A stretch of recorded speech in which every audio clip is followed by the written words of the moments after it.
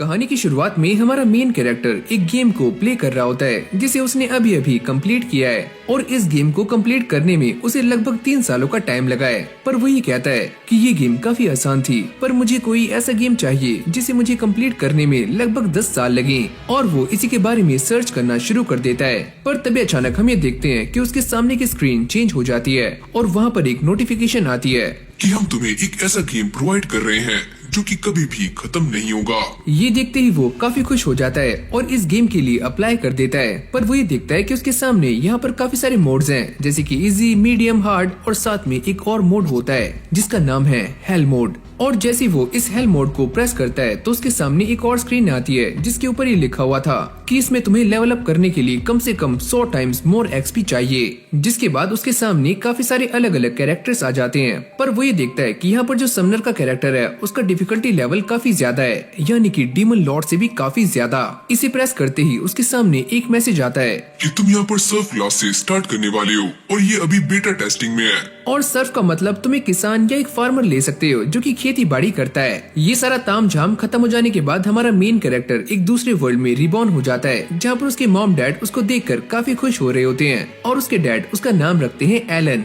अब उसके सामने एक और नोटिफिकेशन आती है जिसमें ये लिखा हुआ था कि तुम्हें इस वर्ल्ड में अपना लेवल अप करने के लिए कम से कम 100 टाइम्स एक्सपी चाहिए और तुम्हें इस वर्ल्ड को खुद ही डिस्कवर करना होगा। अब ऐसे ही टाइम बीतना शुरू हो जाता है और एलन भी बड़ा हो चुका है और अब वो 1 साल का हो चुका है और इस जगह की मदर टंग है जापानीज। उसके मॉम और डैड जापानीज में बातें कर रहे होते हैं और वो उनकी बातों को समझने के काबिल भी हो चुका है। एलन जिस जगह पर पैदा हुआ है ये एक सर्फ लैंड है जहाँ पर सभी लोग खेती करते हैं और खेती करने के लिए वो रूलिंग लॉर्ड को पे भी करते हैं। वैसे इस गांव का कोई भी नाम नहीं है। जिसके बाद एलन अपने डैड के बारे में बताता है जिनका नाम है रॉडिन और वो काफी फैमिली गाय हैं, यानी कि सारा दिन मेहनत करते हैं ताकि अपनी फैमिली को काफी अच्छे से सपोर्ट कर पाएं। और ये है एलन की मॉम जो काफी स्वीट है। एलन को नींद आनी शुरू हो जाती है तो वो उसे सुलाकर यहाँ से चली जाती है। पर एलन सोया नहीं है, वो अपने स्टैट्स को चेक करने का ट्राई करता है पर कुछ भी नहीं होता। वो बार बार इसे ट्राई करने की कोशिश करता है पर उसका स्टेटस ओपन नहीं होता। फिर वो आखिरी बार ट्राई करता है पर तभी अचानक से उसका स्टेटस सामने आ जाता है और ये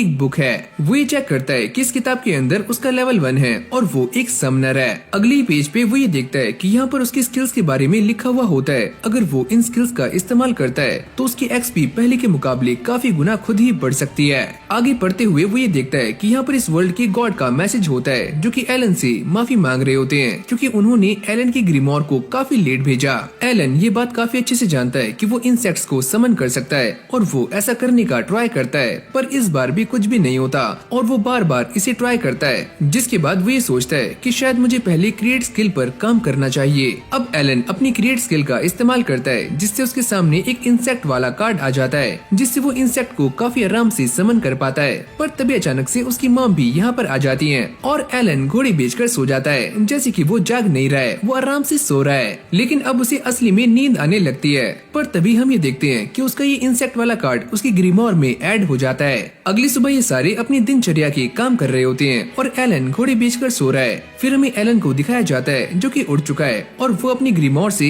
उसी कार्ड को देखता है और यहाँ पर एक इंसेक्ट को समन करने का ट्राई करता है और यहाँ पर एक काफी बड़ा ग्रास हॉपर आ जाता है, यानी कि उसने फाइनली एक इंसेक्ट को समन कर लिया है। एलन उसे ऑर्डर देने का ट्राई करता है, चलो मेरे लिए पानी लेकर आ, पर वो इसकी बात नहीं मानता। जिसके बाद एलन ये चेक करता है कि वो इसका कोई भी नाम रख सकता है और वो इसका नाम रखता है डैंका। जिसके बाद एलन डैंका की पावर्स को चेक करता है और वो इसे देखकर काफी खुश हो जाता है। ओए होए बल्ले बल्ले।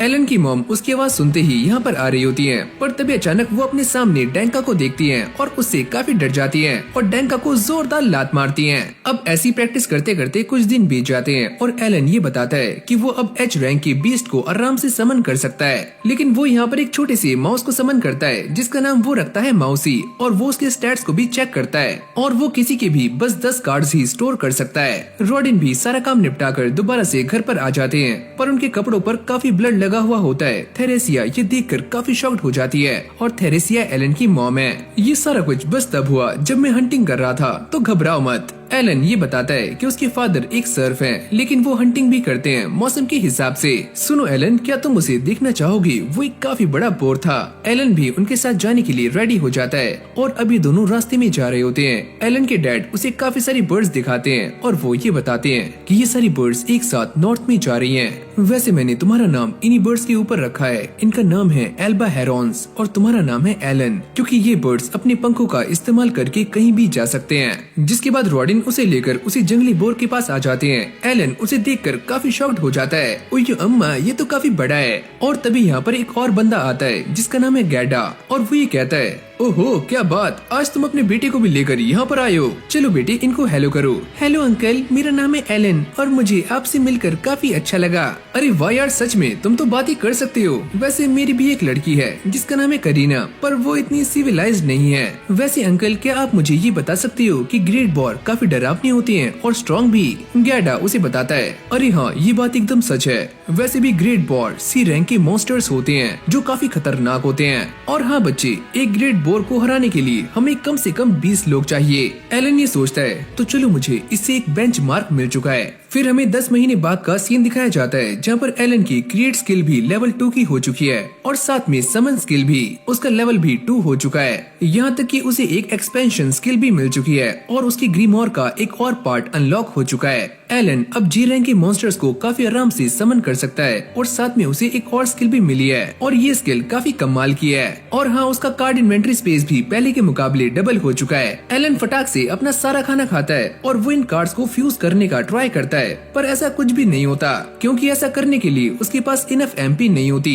वो जी रैंक के बीस्ट को भी समन करने का ट्राई करता है, पर ऐसा नहीं होता, जिससे वो काफी उदास हो जाता है। फिर कहानी कुछ टाइम आगे जाती है जहाँ पर एलन की स्किल्स पहले के मुकाबले काफी गुना बढ़ चुकी हैं और अब वो हॉपर और मॉली को फ्यूज करता है, जिससे उसे एक और कार्ड मिल जाता है और ये कार्ड एक बर्ड का है जो कि जी रैंक की है। वो इसका नाम रखता है चैपी और जैसे वो इसे समन करता है तो ये बर्ड उसके सामने आ जाती है, यानी कि चैपी उसकी सेवा में हाजिर है। एलन ये देखकर काफी शॉक्ड हो जाता है कि चैपी वॉइस मिमिक काफी अच्छे से कर सकती है, यहाँ तक कि वो एलन की आवाज को हूबहू कॉपी कर रही होती है। जिसके बाद एलन बाकी सबको भी समन करता है और उनके साथ काफी देर खेलता है और साथ में उनसे कहता है कि वो अपनी एबिलिटीज का भी इस्तेमाल करें। ऐसे ही दोपहर हो जाती है जहाँ पर करीना एलन के साथ नाइट खेल रही होती है। ये दोनों खेलते हुए काफी मस्ती करते हैं। करीना उसके ऊपर एक के बाद एक अटैक्स करती है, पर एलन उसके सारे अटैक्स को बस डॉज कर रहा होता है। पर एलन ये सारा कुछ देखकर काफी शॉक्ड हो जाता है कि करीना सच में काफी फास्ट है और वो ये सोचता है कि मैंने अपने सारे के सारे बफ्स एजिलिटी में लगा दिए हैं, पर फिर भी मैं इसका काफी मुश्किल से सामना कर पा रहा हूँ। और अगले पल वो एलन की स्वॉर्ड को भी तोड़ देती है। करीना के साथ प्रैक्टिस करते करते एलन की हालत काफी बुरी हो जाती है और वो थक कर लेट जाता है। फिर हमें ये दिखाया जाता है कि एलन की मॉम प्रेग्नेंट है। वो उनके पास जाकर उनकी हेल्प करता है और वो ये कहता है कि मैं भी आपके साथ जाऊंगा क्योंकि मॉम की टमी वीक हो चुकी है,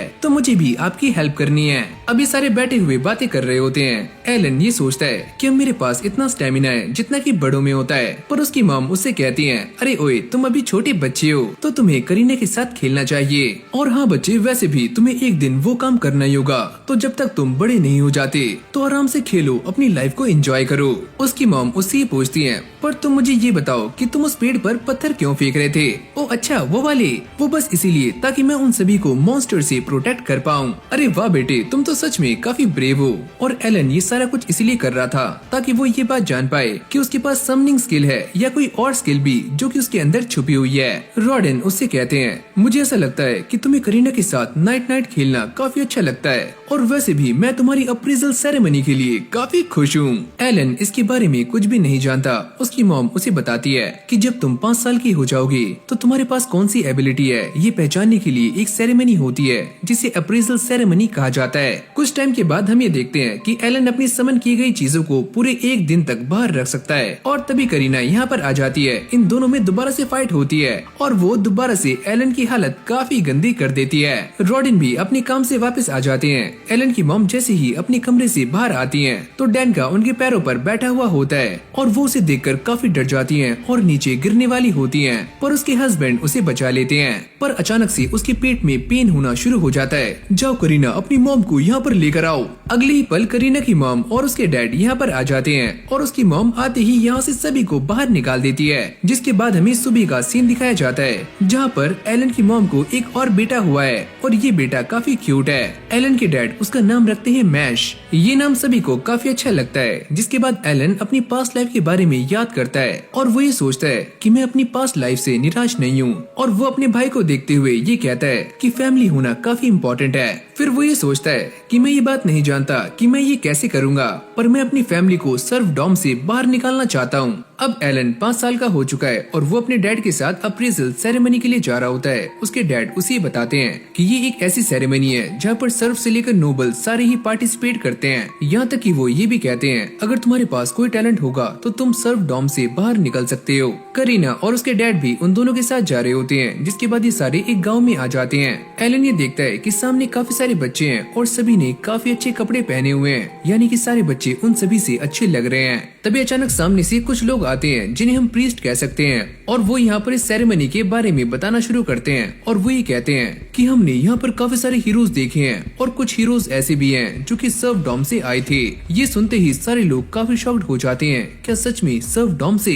जिसके बाद ये सारे इस चर्च के अंदर आ जाते हैं। एलन ये देखता है कि सामने कुछ स्टैचूज बने हुए हैं और वो बीच वाले स्टैचू को देखकर ये कहता है कि यही गॉड ऑफ क्रिएशन है, यानी कि एल्मिया, और इन्होंने ही मुझे वो मैसेज दिया था। अब एक एक करके सारे बच्चे सामने आते हैं और पहली बारी आती है पेलेमस की, और जैसे वो इस क्रिस्टल बॉल पर हाथ रखता है तो पीछे उसका सारा स्टेटस सामने आ जाता है। अरे वाह बच्चे, तुम्हारे पास तो मर्चेंट का टैलेंट है। और ये सुनते ही उसके डैड भी काफी खुश हो जाते हैं। अरे वाह मेरा लाडला। एलन अपनी ग्रीमोर को चेक कर रहा होता है और तभी उसे ये बात पता लगती है कि उसकी ग्रीमोर काफी स्पेशल है और कोई भी उसके अलावा इस ग्रीमोर को देख नहीं सकता। अब एक और बच्चा सामने आता है और जैसे वो इस क्रिस्टल बॉल पर हाथ रखता है तो उसके पास कोई भी टैलेंट नहीं होता और वो साइड हो जाता है। एक एक करके सारे बच्चे सामने आते हैं और किसी के पास कुछ टैलेंट होता है और जिसके पास टैलेंट नहीं होता वो भी साइड हो जाते हैं। और अब बारी आती है एलन और करीना की। ये दोनों भी आगे आ जाते हैं। करीना जैसी आगे जाकर इस क्रिस्टल बॉल पर हाथ रखती है तो वो काफी ग्लो करनी शुरू हो जाती है और उसके सारे स्टैट्स सामने आ जाते हैं। प्रीस्ट ये कहते हैं अरे वाह बच्ची, तुम्हारे पास तो एक सॉर्ड लॉर्ड की पावर्स हैं। ये देखकर सारे लोग काफी शॉक्ड हो जाते हैं और साथ में उसके डैड भी। एलन जैसे ही उस क्रिस्टल बॉल पर हाथ रखता है तो उसके अंदर से काफी रोशनी बाहर निकलनी शुरू हो जाती है और ये करीना से भी काफी ज्यादा होती है, जिससे वो पीछे गिर जाता है। सारे लोग इस बात से हैरान होते हैं कि एलन के पास कौन सा टैलेंट है। प्रीस्ट ये बताते हैं कि इस बच्चे के पास कोई भी टैलेंट नहीं है, पर जैसे एलन अपनी ग्रीमोर में देखता है तो वहाँ पर उसके टैलेंट की जगह पर कुछ काफी अजीब सा लिखा होता है। एलन को ऐसा लगता है कि पक्का ये कोई न कोई ग्लिच है। जिसके बाद वो दोनों अपने घर आ जाते हैं और उसकी मॉम उन दोनों का ही वेट कर रही होती है। रॉडेन अपने बच्चे को समझाने का ट्राई कर रहे होते हैं कि भले ही तुम्हारे पास कोई भी टैलेंट नहीं है पर फिर भी तुम हमारी फैमिली के मेंबर हो और हम एक ऐसे घर में रहते हैं जहाँ पर हमारे पास कोई भी बाथटब नहीं है, फिर भी हम काफी खुश हैं। रात में ये सारे लोग आराम से घोड़े बेचकर सो जाते हैं, पर एलन अब भी जाग रहा होता है और वो ये सोचता है कि मुझे ऐसा लग रहा है कि मैं अकेला ही हेल मोड खेल रहा हूँ। और उसे ये बात भी समझ आ जाती है कि उसके हेल मोड खेलने से उसकी प्रोग्रेस 100 गुना कम हो चुकी है। और वैसे भी मैं ये बात जानता हूँ, अगर कोई नॉर्मल इंसान इस गेम को खेलता तो उसकी पक्का हवा टाइट हो जाती, पर मैं इसे कंप्लीट करके रहूंगा चाहे मुझे कितना भी टाइम लगे। यहीं से हमारा सीन चेंज हो जाता है जहाँ पर एलन और उसकी पूरी फैमिली कहीं पर जा रहे होते हैं, पर रॉडिन किसी बात से काफी नाराज है। ये सारे गैडा के पास आ जाते हैं जहाँ पर सारे लोग कैरीना के सॉर्ड लॉर्ड बनने पर काफी खुश हो रहे होते हैं, यानी कि सेलिब्रेट कर रहे हैं। गैडा की वाइफ उन सभी से कहती है कि कुछ टाइम पहले विलेज के चीफ यहाँ पर आए थे और उन्होंने हमें ये चीज दी है। रॉडिन ये देखकर काफी खुश हो जाता है, पर फिर भी वो मुंह बना रहा होता है। अच्छा ठीक है, तुम इसे एंजॉय करो। वैसे हमारे यहाँ पर सबसे पहले मेहमानों का स्वागत होता है तो तुम इसे पी सकते हो। पर रॉडिन ऐसा करने से साफ इनकार कर देता है और वो गुस्से में आकर गैडा को ड्रिंक दे रहा होता है। अगर तुम मुझे गुस्से में ये दोगे तो मैं इसे नहीं पीऊंगा। अब इन दोनों में ऐसी ही प्यार भरी नोक झोंक चलनी शुरू हो जाती है। रॉडिन ये कहता है कि मैं तुम्हारी बच्ची को लेकर काफी खुश हूँ, वो हमारी कंट्री को एक नाइट बनकर सर्व कर सकती है और मैं बस यही कहना चाहता हूँ कि ऐसे टैलेंट वाले लोगों को सर्व के साथ नहीं होना चाहिए। गैडा को ये सुनते ही काफी गुस्सा आ जाता है। तुम ये क्या बकवास कर रहे हो, मैंने तुमसे ऐसा कुछ भी नहीं कहा। इन दोनों को ऐसा लड़ते हुए देख दोनों स्त्रियां सामने आ जाती हैं, जो कि इनकी फाइट को सॉल्व करवाती हैं। जिसके बाद इन दोनों में दोबारा से नोक झोंक स्टार्ट हो जाती है और इस बार ये दोनों इस घर को बनाने के बारे में लड़ रहे होते हैं। गैडा ये कहता है कि इस घर को बनाना काफी मुश्किल था। रॉडिन ये कहता है अरे मैंने तुम्हारी इसमें काफी हेल्प की है, वैसे वो पिलर्स मैंने लगाए थे। अच्छा हाँ तुमने लगाए हैं। अभी दोनों एक साथ उस ड्रिंक को पीते हैं जिसे इन्होंने काफी लंबे टाइम पहले पिया था। फिर हमें सुबह का सीन दिखाया जाता है जहाँ पर कुछ नाइट्स गैडा को आकर ये बताते हैं कि ऑर्डर ऑफ नाइट्स करीना से मिलने के लिए आ रहे हैं और ये सारे दोबारा से उसी विलेज में आ जाते हैं। और यहीं पर हम दोबारा से उसी एक्स यूजर बच्चे को देखते हैं जिसका नाम है डोगरा। अबे डोगरा या टोकरा? अरे ओए, तुम तो वही बच्चे हो ना जिसके पास कोई भी टैलेंट नहीं है, तो तुम यहाँ पर क्या कर रहे हो? वैसे तुम जैसे बच्चों का यहाँ पर कोई भी काम नहीं है। तभी करीना सामने आ जाती है। तुम इसके बारे में नहीं जानते, ये काफी स्ट्रॉन्ग है। अरे हाँ, मैं इसे काफी अच्छे से जानता हूँ, इसकी सारी क्लास ई है और ये एक सर्फ है। अगली पल ऑर्डर ऑफ नाइट्स यहाँ पर आ जाते हैं और वो करीना और गैडा को सामने बुलाते हैं और ये दोनों भागते हुए वहाँ पर चले जाते हैं। एलन भी करीना को देखकर काफी खुश होता है, जिसके बाद ये बंदा गैडा से कुछ कहता है और गैडा उन्हें जवाब देता है कि मेरी बच्ची अभी बस 5 साल की है और उसने आज तक कभी भी रियल स्वॉर्ड को नहीं छुआ है। और इस बंदे का नाम है ज़ेनोफ। वो ये कहता है अगर तुम्हारी बच्ची स्वॉर्ड लॉर्ड है तो तुम्हें दिक्कत कैसी है? देखो गैडा, अगर तुमने मुझसे झूठ बोला है कि तुम्हारी बच्ची एक स्वॉर्ड लॉर्ड है तो तुम्हें इसके बदले में सजा भी मिल सकती है। और हम इसी बात को पता लगाने के लिए कि तुम्हारी बच्ची एक स्वॉर्ड लॉर्ड है या फिर नहीं, उसके साथ एक डुएल करना चाहते हैं। पर गैडा इस चीज के लिए साफ मना कर रहा होता है। इस बच्ची को फाइट करनी होगी वरना हम इसे और इसकी पूरी फैमिली को यहीं पर खत्म कर देंगे। और अब एक नाइट यहाँ पर एक स्वॉर्ड लेकर आता है। करीना उस स्वॉर्ड को देखकर काफी खुश हो जाती है कि उसे असली में एक स्वॉर्ड चलाने को मिलने वाली है और वो इस डुएल के लिए हाँ बोल देती है। और अब एक नाइट करीना से लड़ने के लिए सामने आ जाता है और इन दोनों के बीच में डुएल स्टार्ट हो जाता है। करीना उसके ऊपर बार बार अटैक्स कर रही होती है पर ये नाइट उसके सारे अटैक्स को काफी आराम से ब्लॉक कर रहा होता है। एलन भी ये सारा कुछ देख रहा है और वो ये सोचता है कि हम दोनों ने काफी बार नाइट खेला है तो उससे करीना की स्किल्स काफी डेवलप हो चुकी हैं और वो लेवल 5 की हैं। अब ये बंदा दोबारा से करीना पर अटैक करता है पर करीना उससे बचकर पीछे हो जाती है। पर अगली पल ये उसके एक जोरदार किक मारता है। ये देखकर गैडा को काफी गुस्सा आ रहा होता है पर ये सारे नाइट्स उसको पकड़ लेते हैं। फिर हम करीना को देखते हैं जिसकी पावर्स धीरे धीरे अवेकन होनी शुरू हो जाती हैं, जिसके बाद वो काफी तेजी से जाकर इस नाइट पर अटैक्स करना शुरू करती है और इस बार वो इसे काफी मुश्किल से हैंडल कर पा रहा होता है। अगली पल वो इस नाइट की शॉट को भी तोड़ देती है और इस मैच को जीत जाती है, जिससे गैडा और करीना काफी खुश होते हैं और साथ में एलन भी। ये सारा कुछ होने के बाद ज़ेनोफ गैडा के पास जाता है और उससे अपनी बदतमीजी के लिए माफी मांगता है और वो ये कहता है कि चलो तुम्हारी बच्चे के फ्यूचर के बारे में डिसाइड करते हैं और तुम मेरे यहाँ पर इनवाइटेड हो। अरे हाँ, वो तो बात सही है पर मैं वहाँ पर आऊंगा या फिर नहीं वो मैं सोच कर बताऊंगा। वैसे तुम वहाँ पर अपने साथियों को भी ला सकते हो।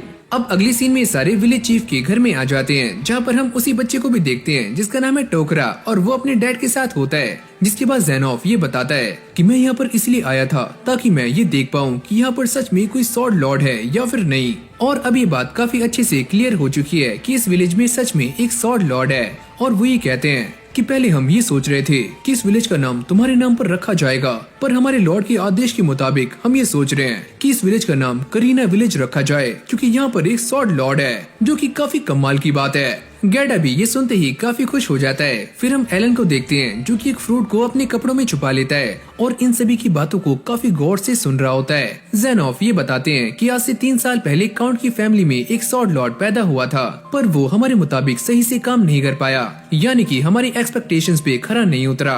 एलन भी इन सारी बातों को काफी गौर से सुन रहा होता है और वो ये सोचता है कि स्वॉर्ड लॉर्ड तो सिर्फ सर्फ, कमिनर या फिर बैरन सोशल क्लास में ही पैदा हो सकता है। ज़ेनोफ कहता है कि वो यहाँ पर इसलिए आया था ताकि वो सारे रिजल्ट्स को अच्छे से वेरीफाई कर पाए। यहाँ तक कि वो ये भी कहता है कि जब करीना 12 साल की हो जाएगी तो वो अकेडमी जा सकती है। जिसके बाद डोगरा ज़ेनोफ से ये पूछता है कि सच में कोई भी बच्चा अकेडमी में जाकर नाइट बन सकता है। वैसे भी हम कुछ टाइम के बाद इस विलेज में एक इंस्ट्रक्टर भेजने वाले हैं तो तुम्हें जमकर मेहनत करनी होगी जिससे तुम आसानी से अकेडमी में ज्वाइन कर सकते हो। लेकिन तभी ज़ेनोफ की नजर एलन पर जाती है और वो ये पूछते हैं काली बाल काली आंखें ये बच्चा है कौन? रॉडिन कहता है अरे ये मेरा लड़का है। गैडा कहता है अरे हाँ, ये इंसान मेरा काफी अच्छा दोस्त है, इसका नाम है रॉडिन। एक सेकंड, क्या तुम वही हो रॉडिन द बोर हंटर? अगर तुम वही हो तो तुमने मुझे इसके बारे में पहले क्यों नहीं बताया? और तुम मुझे इसके लिए माफ करना, तुम इस विलेज के लेजेंड हो और मुझे तुम्हारे सामने रिस्पेक्ट शो करनी चाहिए। रॉडिन को ये सारी बातें समझ नहीं आती। आखिरकार आप मेरा नाम कैसे जानते हो? वैसे हमारे बैरन को बोर का मीट काफी अच्छा लगता है और मैंने ये भी सुना है कि तुम ग्रेट बोर को हंट करने में काफी इम्पोर्टेंट रोल निभाते हो। वैसे ये बात मैं नहीं कह रहा हूँ, ये बात हमारे बैरन भी कहते हैं। ये सारी बातें सुनने के बाद रॉडिन उनको थैंक्स करता है। फिर हम देखते हैं कि रॉडिन और एलन अपने घर के लिए निकल जाते हैं और वो ये सोचता है कि मैं इस बात से काफी खुश हूँ कि मेरे जैसा एक आम इंसान भी बड़े लोगों से तारीफें पा सकता है। जिसके बाद एलन अपनी पॉकेट से कुछ फ्रूट्स को बाहर निकालता है जो कि उसने अपनी मॉम और अपने भाई के लिए बचाए होते हैं। और तभी उसके डैड भी अपनी पॉकेट से कुछ और फ्रूट्स बाहर निकालते हैं। अरे बेटे, मैंने भी कुछ ऐसा ही किया है। जिसके बाद ये दोनों ठहाके लगाकर जोर जोर से हंसते हैं। यानी कि इन दोनों ही बाप बेटे की जोड़ी काफी कमाल की है। कुछ टाइम ऐसे ही बीत जाता है और एलन की समनिंग स्किल भी लेवल 3 की हो चुकी है और अब वो एफ रैंक के क्रिएचर्स को भी काफी आराम से समन कर पाता है। यहाँ तक कि उसका कार्ड इन्वेंटरी स्पेस भी पहले के मुकाबले काफी गुना बढ़ चुका है और एलन इससे काफी खुश होता है। और जब उसने पहली बार समनिंग स्किल को लेवल अप किया था तो उस बात को 2 साल बीत चुके हैं। जिसके बाद ये सारे दोबारा से घर में आ जाते हैं और एलन की मॉम दोबारा से प्रेग्नेंट होती है। रॉडेन ये कहते हैं, मुझे ऐसा लगता है कि मुझे अपने बच्चे का नाम दोबारा से सोचना चाहिए। पर वो ये कहती हैं, तुमने मुझसे वादा किया था कि अगर इस बार लड़की होगी तो उसका नाम मैं सोचूंगी। तभी अचानक से एलन के पास द गॉड ऑफ क्रिएशन का मैसेज आता है और वो अपने डैड से पता करता है कि उनके हाथ पर लगा हुआ घाव सही हो गया और वो उसे सारी कहानी बताना शुरू करते हैं कि कैसे उन्हें ये चोट लगी थी और अब वो पहले से ठीक हैं। यहाँ तक कि वो अपने बच्चे को एक ऐसे मोमेंट के बारे में बताते हैं जो कि काफी रेयर मोमेंट होता है, जहाँ पर तुम्हारी बॉडी बिल्कुल भी थकान महसूस नहीं करती और तुम्हारी बॉडी एनर्जी से भर जाती है। और वो भी ये सोचता है शायद इस वर्ल्ड में लेवल अप होने को ऐसे ही डिस्क्राइब करते होंगे। लेकिन भाई अब भी इस बच्चे का लेवल 1 है क्योंकि उसने अभी तक किसी भी मॉन्स्टर को जान से नहीं मारा है। पर उसके सामने सबसे बड़ी दिक्कत ये है कि सर्फ इस विलेज से बाहर नहीं जा सकते, वो सिर्फ बोर हंटिंग ही कर सकते हैं। उसके डैड उसे समझाते हैं कि हंटिंग कोई खेल नहीं है, ये काफी डेंजरस है और इसमें तुम्हारी जान भी जा सकती है। रात में ये सारे घोड़े बेचकर सो जाते हैं पर एलन अब भी जागा हुआ है और वो गॉड ऑफ क्रिएशन के मैसेज को पढ़ता है जिससे वो काफी खुश हो जाता है। लगता है उन्होंने वो ग्लिच सही कर दिया। यहाँ तक कि उसे ये बात भी क्लियर हो जाती है कि वो इस वर्ल्ड में ई रैंक पर इसलिए है क्योंकि वो हेल मोड खेल रहा है। पर वो ये देखकर काफी खुश हो जाता है कि डेवलपर ने उसे उसका एक अलग सिस्टम दिया है जहाँ पर वो अपना रियल स्टेटस चेक कर सकता है। वो ये देखकर काफी शॉक्ड हो जाता है कि उसकी काफी सारी स्किल्स एस रैंक की हैं। वो अपनी पावर्स को इस्तेमाल करने के लिए डैंका का यूज करता है जिससे डैंका की सारी एबिलिटीज +1 से काफी गुना बढ़ जाती हैं और अब वो डैंका को भी यहाँ पर समन कर लेता है। अगली पल उसकी मॉम भी यहाँ पर आ जाती हैं और वो ये पूछती हैं कि तुम अभी तक सोई नहीं। पर वो अपने सामने डैंका को देखती हैं और उसे कुचलकर मार देती हैं। सुबह के टाइम में एलन के डैड अपने काम पर जा रहे होते हैं और वो उन्हें गुड बाय करता है। एलन काफी सारी फ्यूजन कॉम्बिनेशन को ट्राई कर चुका है पर उसने अभी तक किसी और को अनलॉक नहीं किया है और वो इसे एक और बार ट्राई करता है और उसे एक न्यू कार्ड मिल जाता है। जैसे ही एलन उसे अपने सामने समन करता है तो वो ये देखता है कि एक छोटा सा एप्पल है जिसके हाथ और पैर हैं और इसके पास एक काफी स्पेशल एबिलिटी भी है। एलन इसका नाम रखता है एप्पो और उसे ये कहता है कि वो अपनी इस एबिलिटी का इस्तेमाल करे जिससे ये एप्पल जमीन में घुस जाता है और उसके ऊपर लगी हुई ये टहनी काफी बड़ी हो जाती है। अब यहीं से हमारा सीन चेंज हो जाता है जहाँ पर हम ये देखते हैं कि एलन और करीना नाइट नाइट खेल रहे होते हैं और वो करीना के इस बार काफी सारे अटैक्स को आसानी से डॉज कर पाता है पर फिर भी उसकी हालत काफी खस्ता हो जाती है। पर करीना को भी ये बात समझ आ जाती है कि एलन पहले के मुकाबले काफी टफ हो चुका है। वो भी ये चेक करता है कि उसकी स्वॉर्ड मास्टर स्किल भी लेवल 3 की हो चुकी है। अब वो अपनी एक और स्किल को लेवल अप करने का ट्राई करता है जिससे वो सामने पत्थर को थ्रो करता है और ऐसा वो 20,000 बार कर चुका है पर अब भी उसकी स्किल लेवल अप नहीं होती जिससे वो काफी निराश हो जाता है। लेकिन उसने अपने पास में काफी सारे एपोस को समन कर लिया है और वो यहाँ पर एक छोटा सा गार्डन बना चुका है जिसके अंदर से काफी अच्छी खुशबू आ रही होती है और इससे उसे एक और बात भी क्लियर हो जाती है कि इससे उसका एमपी को रिकवर करने का टाइम 6 घंटे से 5 घंटे हो चुका है। रात में ये सारे बैठे हुए रॉडेन का इंतजार कर रहे होते हैं पर तभी अचानक से उन्हें बाहर से किसी के चिल्लाने की आवाज आती है और जैसे ये सारे बाहर जाकर देखते हैं तो सामने से कुछ लोग रॉडेन को एक लकड़ी पर रखकर ला रहे होते हैं और वो काफी इंजर्ड है। अब ये सारे उसे लेकर घर में आ जाते हैं। गैडा ये बताता है कि एक जंगली बोर ने इसके पेट में सींग मार दिए हैं और एक हब की वजह से हम इसे अभी तक जिंदा रख पाए हैं। थेरेस यही पूछती है कि तुम्हारे पास इतनी इम्पोर्टेंट चीज कहाँ से आई और गैडा ये बताता है कि ज़ेनोफ ने मेरी बेटी के साथ जो किया था उसके बदले में मैंने उससे काफी सारे गोल्डन कॉइन्स लिए थे और इसी से ही मैंने उसे परचेज किया। अब ये सारे ऐसे ही बहस कर रहे होते हैं तभी मैश भी यहाँ पर आ जाता है और वो काफी रोना शुरू कर देता है। एलन उसे लेकर अंदर जाता है और गैडा इन सभी को लेकर बाहर आ जाता है। अब ये सारे एक ही बात कर रहे होते हैं कि इसमें सारी गलती उस कॉमिनर की है। एलन गैडा से पूछता है क्या ये बात सच है, जिसके बाद गैडा एलन को सारा कुछ बताना शुरू करता है कि कैसे वो हंटिंग करते हैं और कैसे वो कुछ टाइम पहले चीफ के पास गए थे जिन्होंने उनसे कहा था कि वो इसके अंदर कॉमिनर्स को भी शामिल करें। और जैसे कि तुम ये बात जानती हो कि ज़ेनोफ ने रॉडेन को सभी के सामने काफी अच्छा टाइटल दिया था तो इसीलिए सभी को ऐसा लगा कि अगर बोर हंट में रॉडेन उनके साथ होगा तो सारे के सारे कॉम्यूनर्स सेफ होंगे। वैसे भी हमें ये बात पसंद नहीं आई थी, पर फिर भी हम चीफ के ऑर्डर को रिफ्यूज नहीं कर पाते। जिसके बाद गैडा ये बताता है कि किसी भी कॉम्यूनर ने प्रैक्टिस नहीं की थी और इसलिए उन्होंने उन कॉम्यूनर्स को काफी आसान काम दिया था कि वो इस जंगली बोर का ध्यान भटकाएं। लेकिन वो सारे के सारे लोग बोर को देखकर काफी डर जाते हैं और यहाँ से भागना शुरू कर देते हैं और एक कॉम्यूनर नीचे गिर जाता है तो रॉडेन उसे बचाने के लिए सामने आता है तो ये जंगली बोर उसके ऊपर अटैक कर देता है, जिससे रॉडेन काफी दूर जाकर गिरता है और वो काफी इंजर्ड भी हो जाता है। अब प्रेजेंट में गैडा ये बताता है कि हमने उस बोर को जान से मार दिया है और कल मैं रॉडेन के हिस्से का मीट लेकर यहाँ पर आ जाऊंगा, और ये बोलते ही वो यहाँ से चला जाता है। अब अगली सुबह जैसे ही रॉडेन की आंख खुलती है तो सारे लोग उसे देखकर काफी खुश हो जाते हैं, पर एलन ये सोचता है कि वो इस वर्ल्ड में बस लेवल अप करने के बारे में सोच रहा है, पर उसके पास कोई भी पर्पस नहीं है और बिना पर्पस के लेवल अप करना एकदम बेकार है। और वो ये सोचता है कि इस वर्ल्ड में जो भी लोग रह रहे हैं ये चीज उनके लिए कोई गेम नहीं है, वो अपने आप को जिंदा रखने के लिए हर वो कोशिश कर रहे हैं जो कि उनसे बनती है।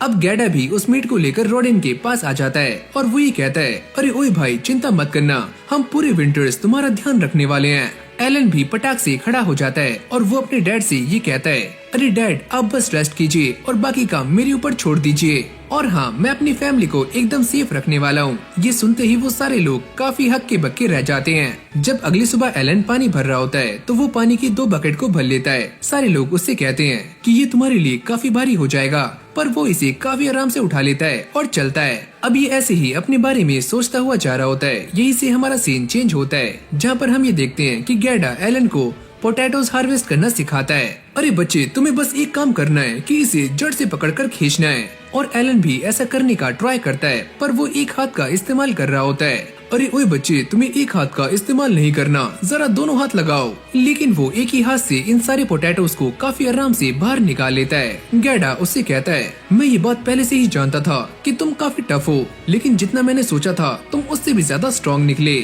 अब वो जाकर ऐसे ही और भी ज्यादा पोटैटोज को हार्वेस्ट करना शुरू कर देता है, जिससे वो काफी सारे पोटैटोज हार्वेस्ट कर लेता है, यानी कि ये सारी बकेट्स भर जाती हैं। अब कुछ टाइम के बाद उनके घर पर विलेज के चीफ आते हैं और साथ में वो कॉम्यूनर भी होता है और वो उनके लिए काफी सारे फ्रूट्स भी लेकर आते हैं और उनसे अपनी गलती के लिए माफी मांग रहे होते हैं, और साथ में ये कॉम्यूनर भी माफी मांगता है। अरे ओए मुझे माफ कर दो, मुझसे गलती हो गई। रॉडेन उससे कहते हैं कि तुम अगली बार काफी केयरफुल रहना, पर थेरेसिया उसके ऊपर काफी गुस्सा करना शुरू कर देती है। ये सारी ही तुम्हारी गलती है, तुम्हारी गलती की वजह से मेरे पति की जान भी जा सकती थी।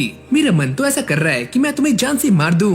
लेकिन वो बाद में पोलाइट हो जाती है। वो ये कहती है कि सभी की एक फैमिली होती है तो तुम्हें इस बात का ध्यान रखना चाहिए। जिसके बाद यहाँ पर काफी सारे लोग इकट्ठे हो जाते हैं जो कि रॉडेन को ठीक देखकर काफी खुश हो रहे होते हैं। अब एलन दोबारा से खेतों में आ जाता है और वो यहाँ पर काफी सारे होपर्स को समन करता है और साथ में कुछ ट्रैप्स भी लगाता है। वो इनसे कहता है कि वो अपनी स्किल प्रोवोक का इस्तेमाल करें, जिसके बाद वो जाकर छुप जाता है और वो ये सोचता है कि अगर मैंने आज 50 डक्स को या फिर वाइल्ड बर्ड को पकड़ लिया तो मेरी फैमिली काफी आसानी से पूरे विंटर्स में सरवाइव कर पाएगी। लेकिन ऐसे ही वेट करते करते काफी लंबा टाइम बीत जाता है पर कोई भी बर्ड या कोई भी चीज ट्रैप में नहीं आती और एलन काफी बोर हो जाता है। पर वो ये देखता है कि सामने से एक बर्ड यहाँ पर आ रही है और ये बर्ड दिखने में काफी बड़ी होती है और वो यहाँ पर आकर सारे ही ट्रैप्स को तोड़ना शुरू कर देती है और साथ में हॉपर्स को भी जान से मार रही होती है। एलन इसे देखकर ये सोचता है कि ये वही बी रैंक मॉन्स्टर एल्बा हेरॉन है। एलन को ऐसा लगता है कि वो इससे फाइट नहीं कर पाएगा और वो यहाँ से जाने का डिसाइड करता है। लेकिन जाने से पहले वो अपने स्टैट्स को चेक करता है जो कि पहले के मुकाबले काफी गुना बढ़ चुके होते हैं और अब वो इससे फाइट करने का डिसाइड करता है।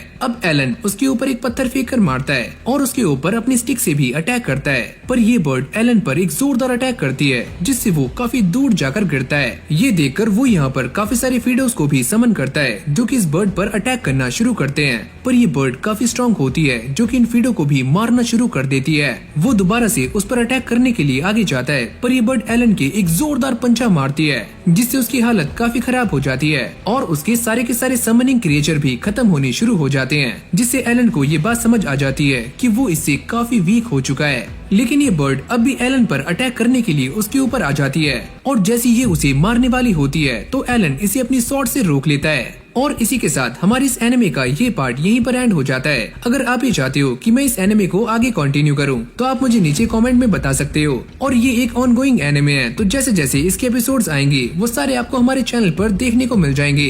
बाकी अगर आप चैनल पर न्यू हो तो वीडियो को लाइक करके चैनल को सब्सक्राइब करना मत भूलना।